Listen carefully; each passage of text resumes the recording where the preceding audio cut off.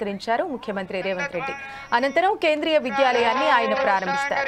అనంతరం వస్తాపూర్లో ఏర్పాటు చేసిన బహిరంగ సభలో ప్రజలను ఉద్దేశించి సీఎం రేవంత్ రెడ్డి ప్రసంగించనున్నారు.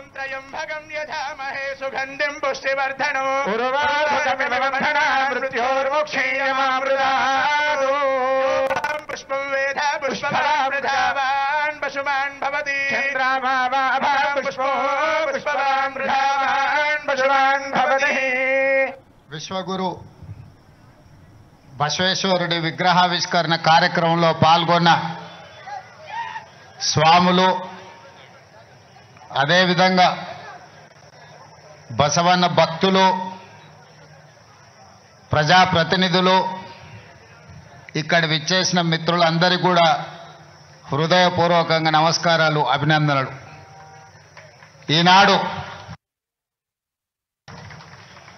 మనమందరం కలిసి విశ్వగురు బసవేశ్వరుడి విగ్రహావిష్కరణ ఒక స్ఫూర్తిని, సామాజిక న్యాయాన్ని అందించే కాంగ్రెస్ పార్టీ, ముఖ్యంగా శ్రీ రాహుల్ గాంధీ గారు కన్యాకుమారి నుంచి కశ్మీర్ వరకు చేసిన పాదయాత్రలో 150 రోజులు 4000 కిలోమీటర్లు ప్రతిరోజు ప్రజలను కలుస్తూ మమేకమవుతూ ప్రతి సందర్భంలో బసవన్న ఇచ్చిన సూచనలు, బసవేశ్వరుడు ఇచ్చిన ఆదేశాలను వారు ఆ కాలంలోనే సామాజిక న్యాయం చేసి వివిధ సామాజిక వర్గాలకు చట్టసభలలో, ప్రజా నిర్ణయాలలో ఏ విధంగా భాగస్వామ్యం కల్పించిందో వారిని స్ఫూర్తిగా తీసుకొని జనగణనలో కులగణన చెయ్యాలి, ఇది బసవేశ్వరుడి సందేశం అని రాహుల్ గాంధీ గారు చెప్పడం జరిగింది.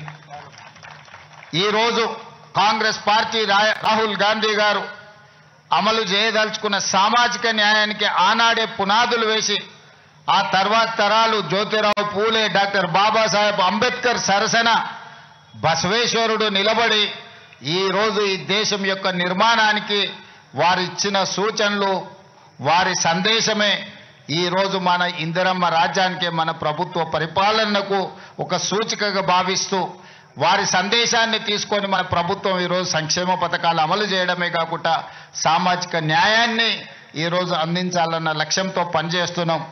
నాకు ముఖ్యమంత్రిగా బసవేశ్వరుడి విగ్రహావిష్కరణ వారి జయంతి సందర్భంగా కూడా నేను రవీంద్ర భారతిలో మిమ్మల్ని అందరినీ కలుసుకోవడం జరిగింది. వారి స్ఫూర్తిని మనం చర్చించుకోవడం జరిగింది.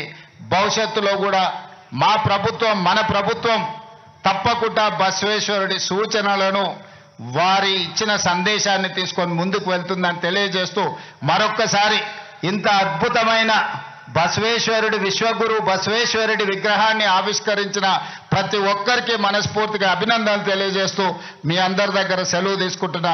మీరందరూ కూడా అక్కడ బహిరంగ సభకు వస్తే మిగతా అన్ని అంశాలను అక్కడ మనం మాట్లాడుకుందామని తెలియజేస్తున్నాను. ధన్యవాదాలు మిత్రులారా. విశ్వగురు కార్యక్రమంలో పాల్గొన్నందుకు వారికి ధన్యవాదాలు తెలియజేస్తా ఉన్నాను. ఇప్పుడే విగ్రహ ప్రతిష్ఠ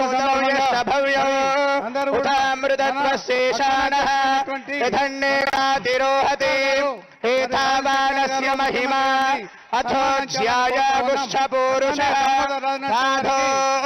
విశ్వభూతాని త్రిపాదస్యామృతం దివే